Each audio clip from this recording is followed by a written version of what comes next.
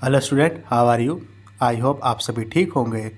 तो आज से हम हमारी जो सीरीज़ चल रही है मिशन 3000 उसके अंदर केमिस्ट्री सेक्शन में चैप्टर नंबर 4 जो कि एनालिटिकल केमिस्ट्री एमसीक्यू के सेकेंड पार्ट में आपका स्वागत है। ठीक है, मेक श्योर हो कि आपने इससे पहले पार्ट 1 देख लिया हो, तभी आप इसको कंटिन्यू करें। ठीक है, देखिए क्वेश्चन क्या कह रहा है।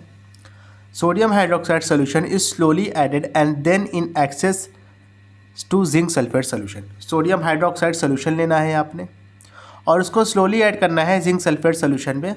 उसके बाद एक्सेस में ऐड कर देना है उसको सोडियम हाइड्रोक्साइड सोल्यूशन में। तो आपको क्या मिलेगा, आपसे ये पूछ रहा है। चलिए रिएक्शन करके देख लेते हैं, समझ में आ जाएगा। सोडियम हाइड्रोक्साइड ले लेते हैं NH4OH, इसको मिला देते हैं जिंक सल्फेट यानी ZnSO4 के साथ। ठीक है, तो आपको मिलेगा ZnOH ट्वाइस, इसका PPT मिल जाएगा आपको, और साथ में NH4 ट्वाइस SO4 मिल जाएगा। रिएक्शन को बैलेंस नहीं कर रहा हूँ, वो सब आप अपना कर लीजिएगा। ठीक है, अब देखो, अब जो ये मिला है ना, इसमें उठा के आप एक्सेस में उठा करके आप NH4OH डाल दो। समझ रहे हो, इस चीज़ को उठा करके आप एक्सेस में NH4OH आप इसके अंदर पोर कर दो यानी डाल दो। 1 मिनट, NH4OH के साथ नहीं हो रहा है, 1 minute, wait for a second. Sodium hydroxide के साथ हो रहा है ना, मुझे लगा अमोनियम हाइड्रोक्साइड दिया है। सोडियम हाइड्रोक्साइड के साथ हो रहा है ना, तो ये नहीं लेंगे, यहाँ पे NaOH लेंगे। कोई दिक्कत नहीं है, ज़्यादा फर्क नहीं पड़ेगा। यहाँ पे NaOH लेंगे तो यहाँ पे तो सेम चीज़ बनेगी। यहाँ पे बस क्या बन जाएगा, Na2SO4 बन जाएगा, बस फ़र्क यही रहेगा आपका, बस। ठीक है, अब देखो, अब इसमें उठा करके आप फिर से क्या करो, NaOH डाल दो, यानी ZnOH ट्वाइस में आप उठा कर क्या क्या डाल दोगे, NaOH डाल दोगे।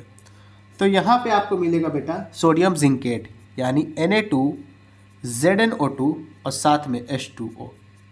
ठीक है, एक बार फिर से बोल दे रहा हूँ, मैं रिएक्शन को बैलेंस नहीं कर रहा हूँ, आप अपना कर लीजिएगा।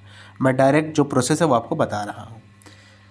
सोडियम हाइड्रोक्साइड का रिएक्शन आपने जिंक सल्फेट के साथ कराया तो आपको ZnOH ट्वाइस का PPT मिल गया। ठीक है, ये आपका जेलेटेनियस वाइट कलर का होगा, यानी वाइट कलर का होगा, वो भी थोड़ा सा चमकता हुआ। साथ में सोडियम सल्फेट मिला। इसको जब आप फिर से NaOH में डालोगे, एक्सेस NaOH में, तो आपको सोडियम जिंकेट मिलेगा, Na2ZnO2 और साथ में H2O मिल जाएगा। तो ये कहाँ पे दिया है, फर्स्ट ऑप्शन में मेरे ख्याल से दिया है, sodium zincate and water is formed at the product side. तो वही चीज़ है, इसके लिए आपको रिएक्शन वगैरह आनी चाहिए और इसके लिए आपको चैप्टर पढ़ा हुआ होना चाहिए। चैप्टर नहीं पढ़ा है तो पहले किसी अच्छे टीचर का वन शॉट देखो यूट्यूब पे, उसके बाद ये सारे क्वेश्चन लगाओ, बहुत हेल्पफुल होगा। ठीक है, मैंने वन शॉट अभी एक भी चैप्टर के बनाए नहीं है, इतना प्रॉपर सेटअप नहीं है मेरे पास, वरना मैं बना भी देता। और पेन कॉपी पे वन शॉट बनाऊंगा तो आपको इतना मज़ा आएगा नहीं, इस वजह से मैंने बनाया भी नहीं। यहाँ पे क्वेश्चन करो, उतना ही काफ़ी है। चलिए नेक्स्ट क्वेश्चन देखिए क्या लिखा है। Ammonium hydroxide is added to iron third sulphate. अब देखो इसको भी देख लेते हैं। अमोनियम हाइड्रोक्साइड NH4OH को आप रिएक्शन करा दोगे फेरिक सल्फेट के साथ, यानी FeSO4 थ्राइस, और Fe के साथ 2 हो जाएगा, क्योंकि सल्फेट की वैलेंसी 2 होती है, Fe की वैलेंसी 3 होगी, क्योंकि आयरन थर्ड यहाँ पे दे दिया गया है।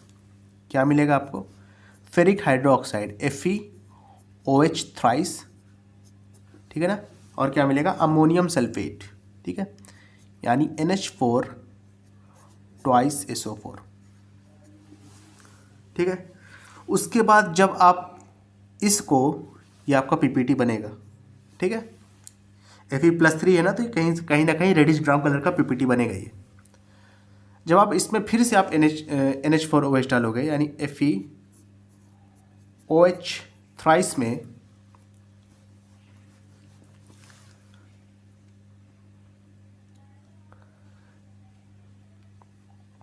एक मिनट, हाँ ठीक है, कोई दिक्कत वाली बात नहीं है। अब देखो FeOH थ्राइस में जब आप फिर से डालोगे, 1 मिनट देखिएगा, ये चीज़ आपको मिल गया ना, हाँ ठीक। अच्छा, इसमें सेकंड ऑप्शन देखो, अब देखना समझिएगा बेटा, थोड़ा सा अच्छे से समझिएगा। इसमें जो है सेकंड स्टेप की आपको ज़रूरत ही नहीं है। क्यों नहीं ज़रूरत, देखो रेडिश ब्राउन PPT तो दे ही दिया गया है ना, अच्छा, reddish brown PPT of ferric hydroxide, यहाँ तक तो ठीक है, ferric hydroxide reddish brown PPT colour का बनेगा, ठीक है। आगे क्या दिया है, and NaCl is formed. NaCl तो यहाँ कभी ज़िंदगी में नहीं बन सकता, क्या बनेगा, अमोनियम सल्फेट बन रहा है, यहाँ पे क्या दिया है NaCl। ये वाला ऑप्शन सबसे अप्रोप्रिएट था, लेकिन ये वाला ऑप्शन रॉन्ग हो गया, ऑप्शन नंबर बी खत्म हो गया। Light blue colour of ferric chloride, जब क्लोराइड है ही नहीं तो क्लोराइड बनेगा कहाँ से, यहाँ तो सल्फेट है, तो ये भी गलत हो गया। डी ऑप्शन देखो, light brown crystals of ferric chloride, फिर वही चीज़, जब क्लोराइड है ही नहीं तो बनेगा कहाँ से, ये भी गलत हो गया। ले देखिए कौन सा ऑप्शन बचा, फेरिक ऑक्साइड। अब कुछ बच्चे सोचेंगे सर फेरिक ऑक्साइड बना तो बना कैसे, आपने कह दिया ठीक है चलिए सर मान लेते हैं, लेकिन बना तो बना कैसे सर, तो देखो बना कैसे, ये देख लो, FeOH थ्राइस था ना, ये फेरिक ऑक्साइड होगा Fe2O3, ठीक है। Fe की वैलेंसी 3 है, ऑक्सीजन की वैलेंसी 2 है। ये कुछ इस तरीके से बनेगा, कैसे बनेगा देख लो, यहाँ अगर 2 मोल्स ऑफ फेरिक हाइड्रोक्साइड आप ले लो तो Fe2 तो ठीक है बैलेंस हो गया, O3 बैलेंस हो गया, लेकिन यहाँ पे ऑक्सीजन है कितने, 3 2 6 है, 6 ऑक्सीजन है ना, यहाँ पे 3 हो गए, हाइड्रोजन कितने हैं 3 यहाँ पे और 3 2 6, तो 3 मोल्स ऑफ H2O, समझ रहे हो, यानी अगर 3 मोल्स ऑफ H2O आप इसमें से बाहर निकाल दो तो फेरिक ऑक्साइड आपको मिल जाएगा। तो ऐसे में करके आपका ऑप्शन नंबर सी करेक्ट हो जाएगा। ये काफ़ी अच्छा क्वेश्चन था, अच्छा क्वेश्चन भी था, एट द सेम टाइम बहुत ही इंपॉर्टेंट भी था, मतलब बहुत ही आसान भी था। आसान क्यों था, देखो हर जगह क्लोराइड दिया है, क्लोराइड दिया है, क्लोराइड दिया है, क्लोराइड जब है ही नहीं तो बनेगा कहाँ से, क्लोराइड वाले ऑप्शन काट तो ले देगा, ऑप्शन सी बचा वो करेक्ट कर देते। कैसे बना है ये भी मैंने बता दिया, क्योंकि इसमें से वाटर मॉलिक्यूल को बाहर निकाल लिया गया है, ऐसे लिख के आप ट्राई कर सकते हो, ठीक है। चलो इसके बाद देखेंगे अपना नेक्स्ट क्वेश्चन, देखो क्या लिखा है,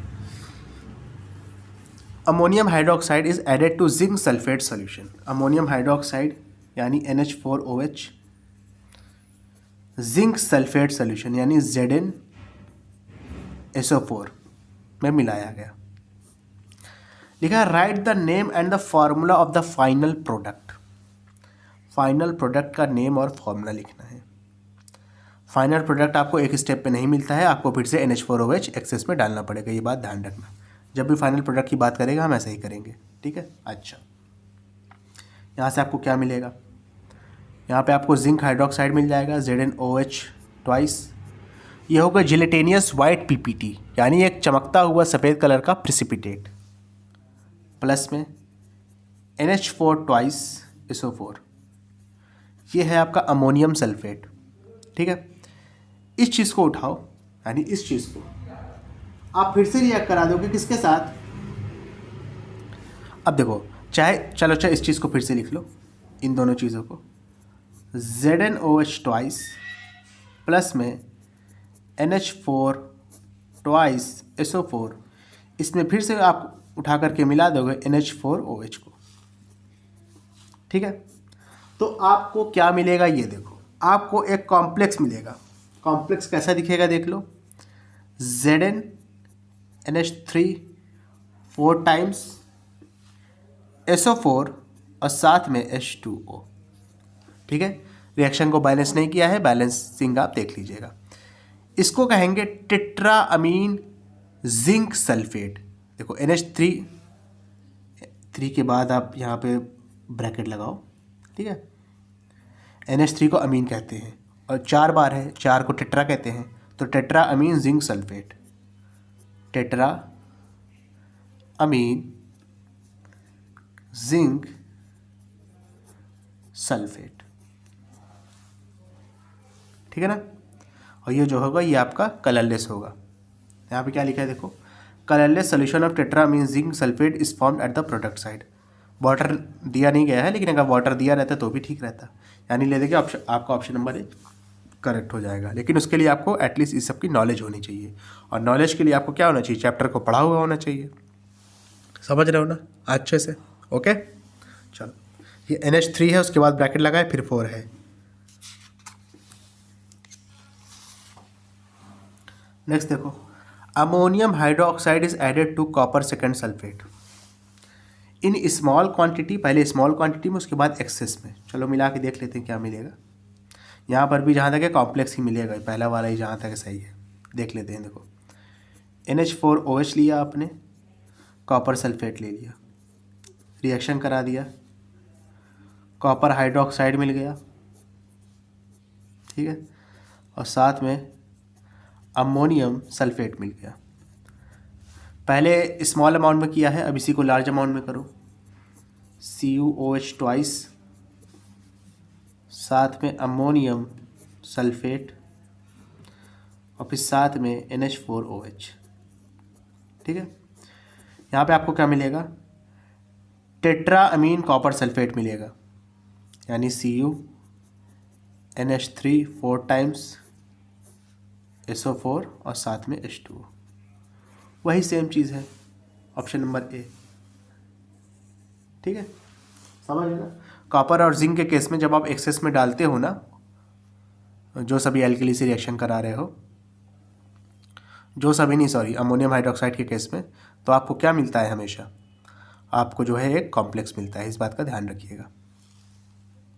ओके, चलो नेक्स्ट क्वेश्चन।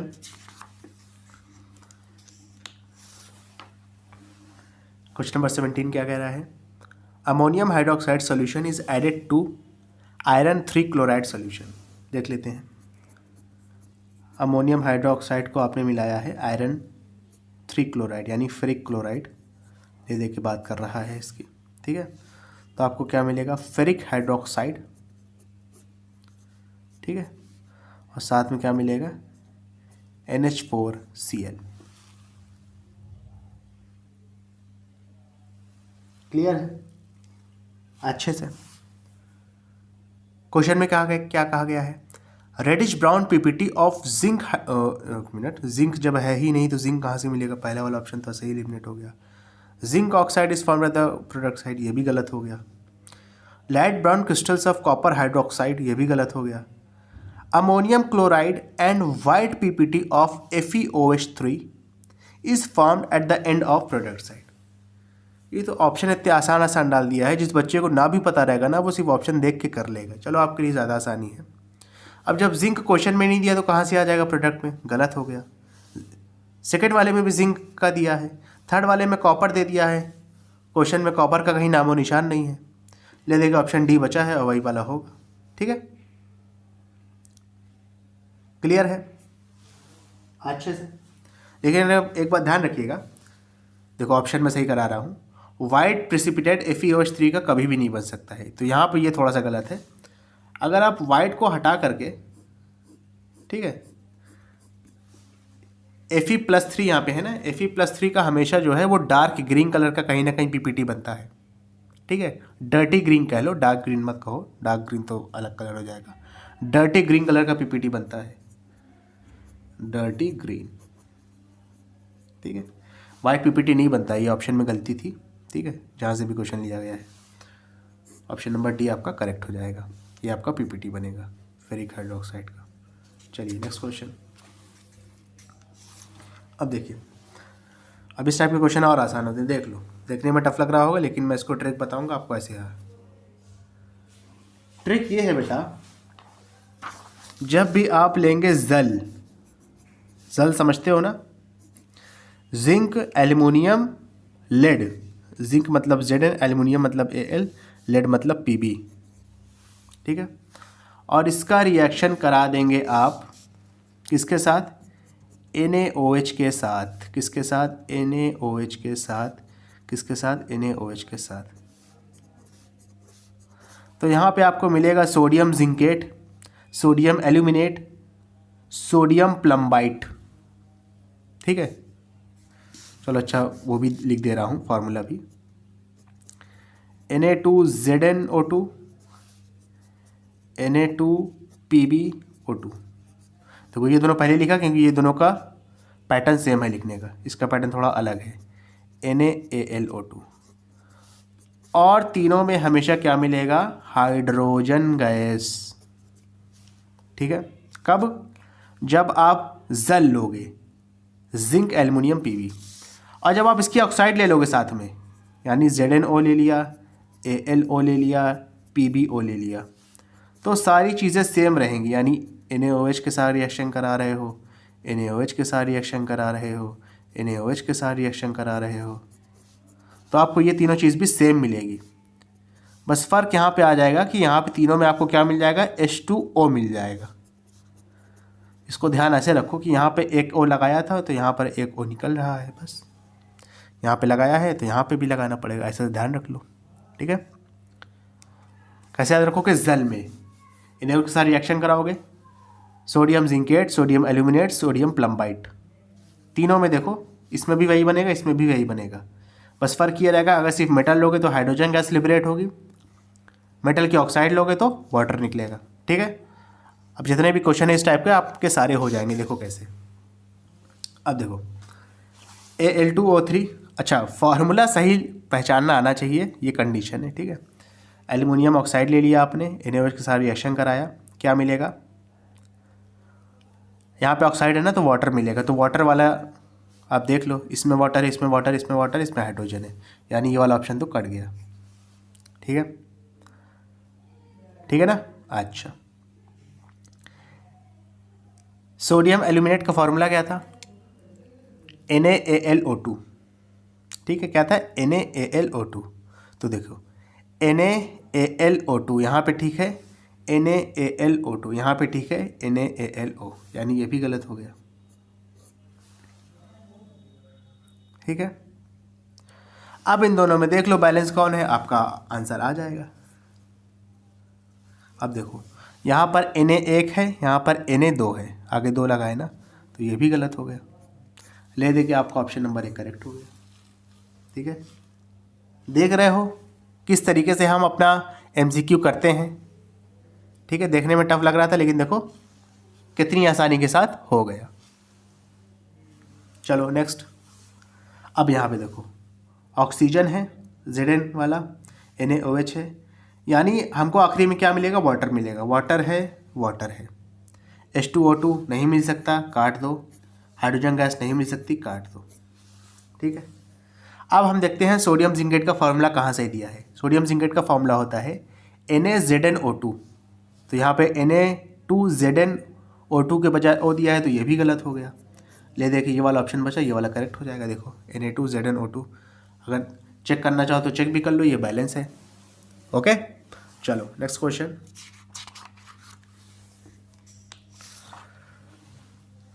देखो सेम क्राइटेरिया। ठीक है, ऑक्साइड है ना, एल्युमिनियम ऑक्साइड, तो हाइड्रोजन वाला नहीं हो सकता। ठीक है, सोडियम एल्यूमिनेट का फॉर्मूला क्या होता है, NaAlO2, NaAlO3 दिया है, नहीं हो सकता। NaAlO दिया है, नहीं हो सकता। NaAlO2 दिया है, बैलेंसिंग भी आप चेक कर सकते हो, बिल्कुल करेक्टली बैलेंस है, ऑप्शन नंबर 1 करेक्ट हो जाएगा। ठीक है, next question, the correct reaction showing action of potassium hydroxide on Fe2SO4। अच्छा, पोटेशियम हाइड्रोक्साइड का आप उसी से लिंक करके पढ़ोगे जैसा आपने सोडियम हाइड्रोक्साइड का पढ़ा था, क्योंकि सोडियम हाइड्रोक्साइड और पोटेशियम हाइड्रोक्साइड तकरीबन उनका जो नेचर होता है उनके एल्कली का वो सेम होता है। ठीक है, आप ऐसा मान के चलो। ठीक है, तो सोडियम हाइड्रोक्साइड को अगर आप Fe2SO4 के साथ जो रिएक्शन देते, वहाँ पे जो आता यहाँ पर भी वही आएगा, बस फ़र्क इतना सा रहेगा कि पोटेशियम की सोडियम की जगह पोटेशियम आ जाएगा। ठीक है, चलिए देख लेते हैं। देखो Fe2SO4 थ्राइस है, 6 मोल्स ऑफ KOH है, क्या मिलेगा आपको, फेरस हाइड्रोक्साइड मिलेगा और साथ में K2SO4 मिलेगा। बस ले दे के देखना ये है कि कौन सी चीज़ है बैलेंस है। बैलेंसिंग चेक कर लेते हैं। देखो K यहाँ पर 6 है, K यहाँ पर 2 है, तो गलत हो गया। ठीक है, K यहाँ पर 6 है, K यहाँ पर 3 है, गलत हो गया। ठीक है, अब देखो K यहाँ पर 6 है, K यहाँ पर 6 है, 3 2 6। ठीक है, SO4 यहाँ पर 3 है, SO4 का नामो निशान नहीं है। ठीक है, तो ये भी गलत हो गया। अब ये देख लो K यहाँ पर 6 है, K यहाँ पर 6 है, OH 6 है, OH 3 2 6 है, Fe2 है, Fe2 है, SO4 3 है, SO4 3 है, यानी ये वाला करेक्ट हो जाएगा, ऑप्शन नंबर बी करेक्ट है, सही है। चलो नेक्स्ट क्वेश्चन, लिखा है the reaction of metal iron salts and with caustic soda is given as, अच्छा वही चीज़ है कि फेरस सल्फेट का रिएक्शन NaOH के साथ दिया हुआ है आपको, और फेरिक क्लोराइड का भी रिएक्शन दिया हुआ है। कह रहे हैं इनमें से कौन सा सही है, कौन सा सॉल्युबल है, कौन सा इनसॉल्युबल है, अगर आप एक्सेस NaOH बाद में सेकेंड स्टेप में डाल देते हो तो। ठीक है, यानी ये चीज़ यहाँ पे दे दिया है। कह रहा है इसके बाद भी इन दोनों में, इसके बाद यानी इसी प्रोसेस के बाद एक्सेस में NaOH दोनों में डालना है, तो इसका जो सॉल्यूशन बनेंगे वो सॉल्युबल होंगे या इनसॉल्युबल होंगे। यानी ये PPT जो है ये बरकरार रहेगा, ये या ये डिज़ोल्व हो जाएगा और सॉल्युबल हो जाएगा। तो देखो इसके लिए आपको एक सिंपल सी ट्रिक याद रखनी है, MFF यानी मैग्नीशियम मैग्नीशियम Fe+2 और Fe+3, इन तीनों में जब हम एक्सेस में इसका एल्कली डालते हैं तो हमेशा वो क्या रहता है, इनसॉल्युबल रहता है, I। ये चीज़ ध्यान रखिएगा आप, आपको आगे बहुत काम आएगी। ठीक है, इसके बाद भी अगर लिखना चाहो तो लिख सकते हो, इसकी आसानी इसके बाद का भी है। Cu है, कॉपर है, ठीक है, Pb है, Cu है कॉपर, उसके बाद Pb आता है, ठीक है, फिर कैल्शियम आ जाता है। इन तीनों में चीज़ें सॉल्युबल हो जाती हैं। अगर इसके बाद फर्स्ट रिएक्शन के बाद या फर्स्ट स्टेप के बाद आपने अगर एक्सेस में इसका वो डाल दिया क्या, एल्कली, तो बाद में चीज़ें क्या हो जाती हैं, सॉल्युबल हो जाती हैं। और Ca के केस में भी एक एक्सेप्शन है कि ये सिर्फ NaOH के साथ रिएक्शन देगा, NH4OH के साथ ये PPT ही नहीं बनाता, तो सेकेंड स्टेप की बात कहाँ से आएगी। यानी ये सिर्फ NaOH वाले केस में ही सॉल्युबल होगा, NH4OH वाले केस में ये रिएक्शन ही नहीं देगा। फर्स्ट केस में PPT नहीं बनता तो सेकेंड केस की नौबत ही नहीं आएगी, NH4OH वाले केस में, अमोनियम हाइड्रोक्साइड वाले केस में। ठीक है, फिलहाल आप इतनी सी चीज़ें याद रखिए कि इन तीनों में इनसॉल्युबल होता है, चाहे वो सोडियम हाइड्रोक्साइड में वाले केस में बात कर लो, चाहे अमोनियम हाइड्रोक्साइड वाले केस में बात कर लो। ओके, चलिए नेक्स्ट क्वेश्चन।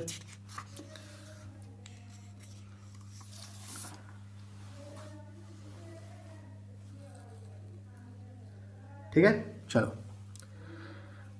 ठीक है। When a blue coloured solution of a salt is allowed to, अब देखो ब्लू कलर्ड सोल्यूशन से आपको क्या समझ में आया, ब्लू कलर्ड सोल्यूशन हमेशा कॉपर का बनेगा, ये ध्यान रखना। ठीक है, is allowed to slowly react with an ammonium hydroxide solution, the colour of the solution slowly starts fading away, what will happen when excess amount of ammonium hydroxide is added into the solution.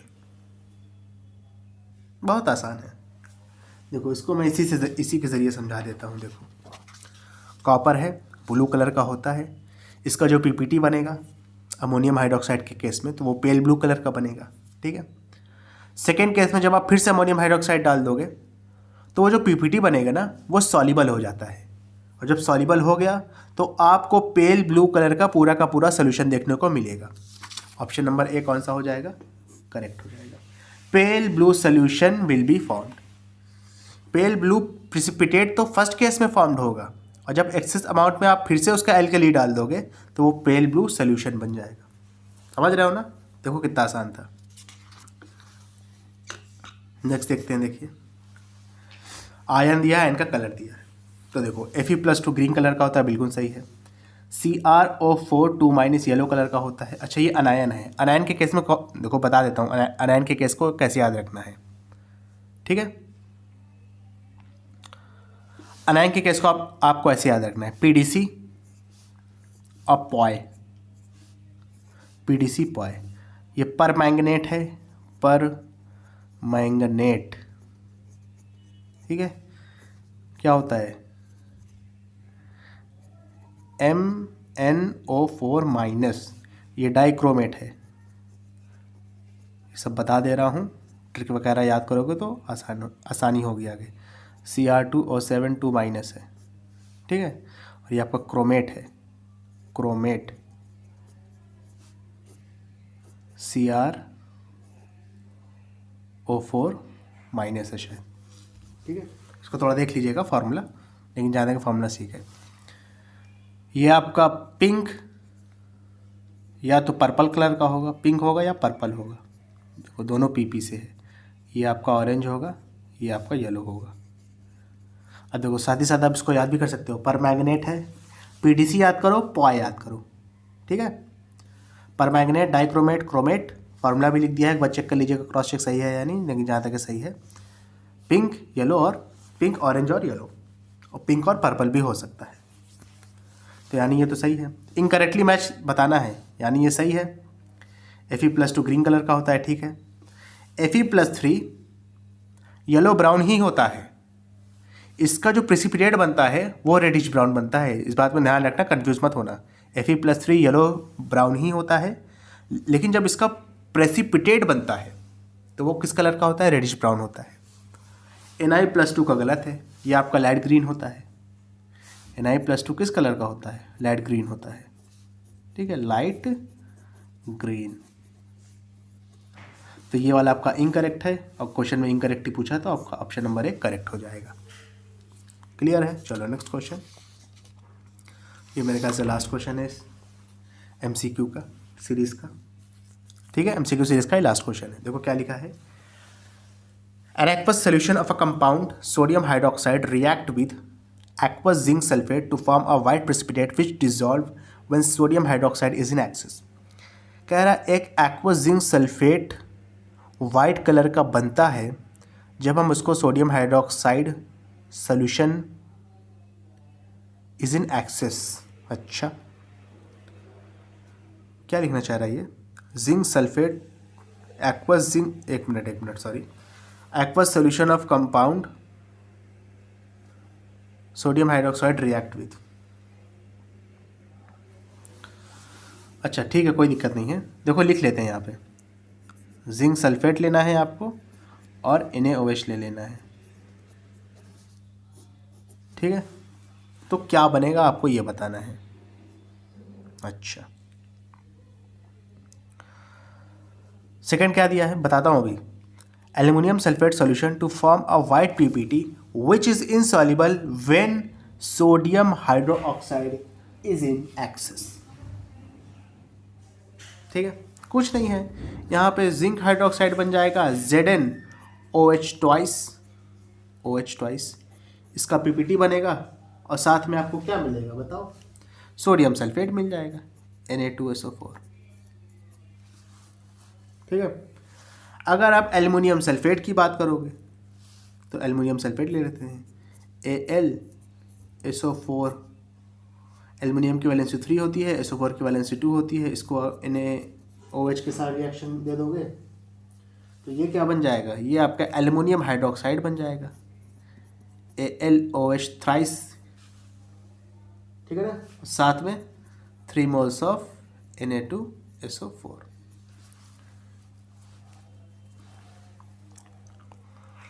अब आपको बताना ये है कि which statement are correct. अच्छा, यहाँ basically हो यहाँ पे बेसिकली ये पूछ रहा था कि कौन सा सॉल्युबल होगा कौन सा इनसॉल्युबल होगा वो।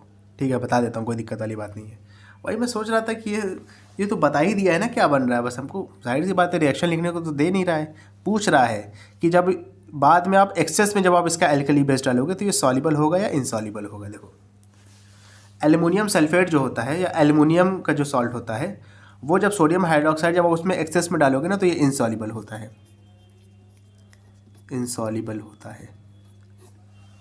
ठीक है, और जिंक वाला क्या हो जाता है, ये सॉल्युबल हो जाता है। ठीक है, इनसॉल्युबल में आपने 3 ही केस पढ़े थे ना अभी जो मैंने बताया था आपको, Mg में होता है, Fe+2 में होता है, Fe+3 में होता है। ये तीनों यूनिवर्सल हैं, चाहे NaOH लो चाहे NH4OH लो, दोनों में एक्सेस में अगर डालोगे तो क्या हो जाता है, ये इनसॉल्युबल हो जाता है। इनसॉल्युबल में एक केस NaOH में ये भी है Al का, और Zn वाला तो नीचे आता है वो सॉल्युबल में आता है। ठीक है, तो आपका दोनों ही ऑप्शन करेक्ट है, both P and Q। Student अगर आपको वीडियो पसंद आए तो इसको लाइक करें, कमेंट करें, शेयर करें। एग्जामिनेशन पॉइंट ऑफ व्यू से जो बच्चे सीरियस हैं, जो बच्चे एग्जाम में अच्छा परफॉर्म करना चाहते हैं, उन तक अगर ये वीडियो पहुंचेगी तो मेरी काफ़ी हेल्प हो जाएगी और उनकी भी हेल्प हो जाएगी। Thank you.